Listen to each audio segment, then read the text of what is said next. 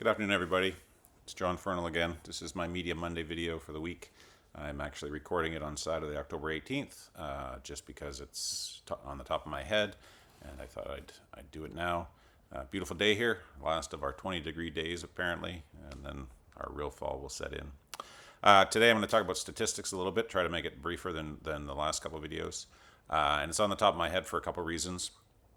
One, I responded to a post this week that had to do with, there's a meme going around that says, at least in Canada, that the quality of life has dropped from number 5 under the Harper Conservatives to 33 under the Carney Liberals.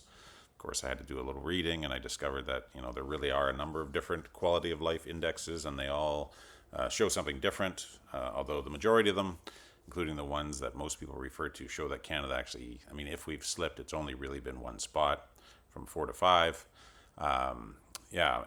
Interestingly enough, when I was researching, I also discovered that our happiness index, though, has gone down, which I posted about, right, and asked, is that kind of part of the feedback loop?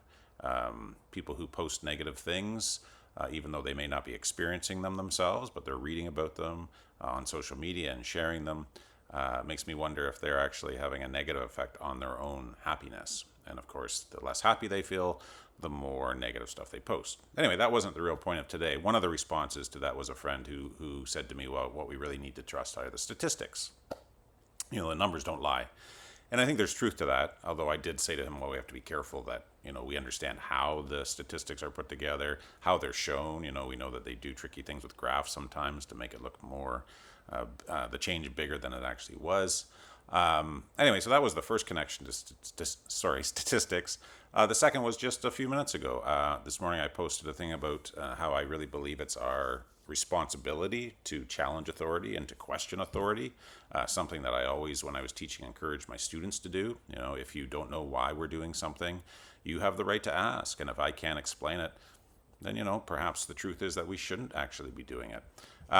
So in response to that, another friend sent me a video in which it claimed that in the UK has the highest number of arrests for social media posts, right? And so the video's done in a typical way, a talking head kind of like this, and a guy looking all shocked, and he goes through the top 10. And of course, he makes it more dramatic by starting with the countries that we think are more authoritarian. Hungary, Budapest, I think is in there, China.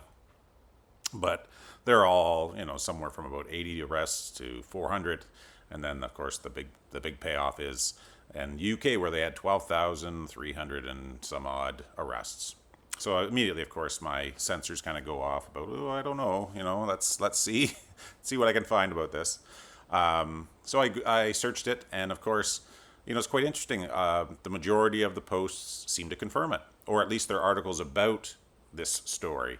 But I did find one that I thought was pretty interesting, where they actually tried to look at where these numbers come from. They revealed that the original data came from Tommy Robinson, who I don't really know. I know he's a guy in the UK. I believe he's an anti-vaxxer and a few other things, and certainly is fighting for freedom, which isn't a bad thing. Just we need to do it honestly if we're going to do it. And apparently his post where he made this claim was viewed something like 58 million times. It was shared another 8,000 or something. It had a lot of traction. And of course, that's one of the interesting things about media, is that you can put stuff out there, and if others grab it and react to it, which is the way it's designed, right? It's supposed to be that gotcha moment. Look, this is crazy, 12,000 arrests. People will share it, because that's the nature of social media, right? We're a little shocked by it. Oh, I got to tell my friends about this. This is ridiculous. And they share it. And the more it's shared, the more legitimate it becomes. And of course, the more it's shared, the more temptation there is for what we might call legitimate news sources to also cover it, right? It's part of what's happening in the news cycle. We better cover it. And simply by covering it kind of gives it legitimacy. So I went and looked at and found this article in which they actually tried to find where do these numbers come from, because a lot of these numbers, as you can imagine, are hard to find. And one of the things they pointed out was that they did discover, when they contacted the UK police, that their number at least includes all communications offenses. So this could also include like phone harassment, right? Not simply posting something on the media.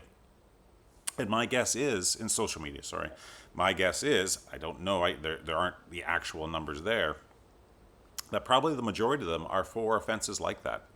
They also pointed out that most of the charges were never prosecuted. So most of these 12,000 charges never went anywhere at all, which isn't mentioned, of course, in the original video. And again, I think it's just important for us to understand this, because back to where I started, with statistics, when we look at this chart, or we, watch the video in which they share this information, it's presented as everything's the same, right? These are simply people who have been charged for posting something on social media. And just a little bit of research proves that that's not the case. That it's they're actually looking at different things. And of course, another thing they pointed out was even the information coming from places like China and Belarus and Hungary, they don't really know if that's true or not. They don't know where the data came from. Yes, it may have been reported, but of course, there's reasons why those countries may report it a certain way over a different way.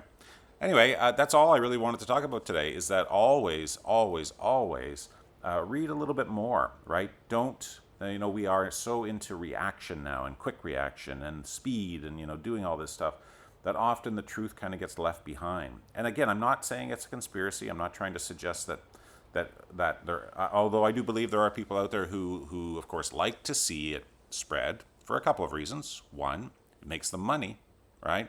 If you can have a video that gets a lot of reactions, you can make money from it. That's one of the biggest problems, I think. All commercial media, as I've said before, is about bringing eyeballs to advertisers. And so the more views you get, the more you will eventually earn. And of course, there are also political reasons for them wanting to have a big reaction to it, right? The bigger the reaction, the more people get behind their movement, right? And they agree with what they're trying to do. So again, no judgment on, I do think we have to be careful certainly with freedom of speech, and all these things are very important.